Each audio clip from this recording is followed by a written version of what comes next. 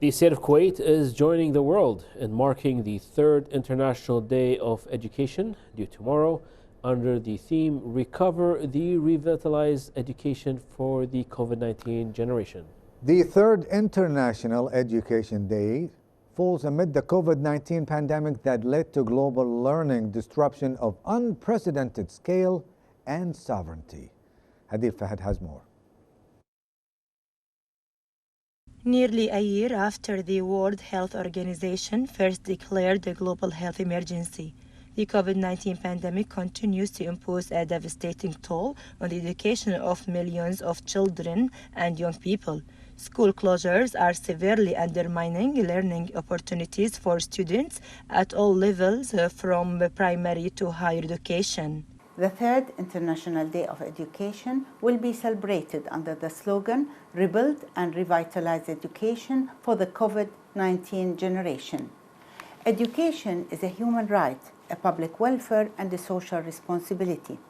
This day observance recognizes the human right to education, the benefit of education to individuals and societies, and the link between education and the achievement of many other human rights. Education offers children a ladder out of poverty and a path to a promising future.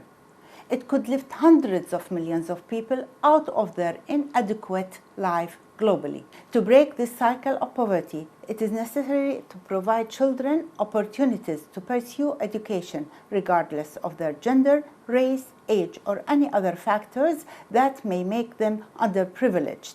Before the coronavirus spread around the world, over 250 million children were not attending school globally, and an estimated 53% of children enable learning poverty in low and middle-income countries suffered from to read and understand a simple text at the age of 10. It is time to strengthen education through increased international cooperation and solidarity to make lifelong teaching and learning the center of recovery. Indeed, education at any age is important to the personal growth of individuals as well as the overall growth of human societies. This will remind every country that it has an obligation to make sure that citizens are able to receive an education that will promote their full development and enhance more understanding among people all over the world and consequently peace among nations. The COVID-19 crisis is shining a spotlight on the worst education crisis in a century and on growing inequalities in access to quality education both within and between countries.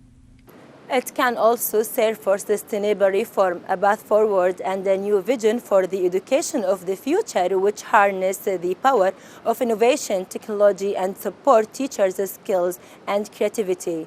From the Ministry of Education in Janub al-Sirra, I'm Hadil Fahad, reporting to Kuwait English News.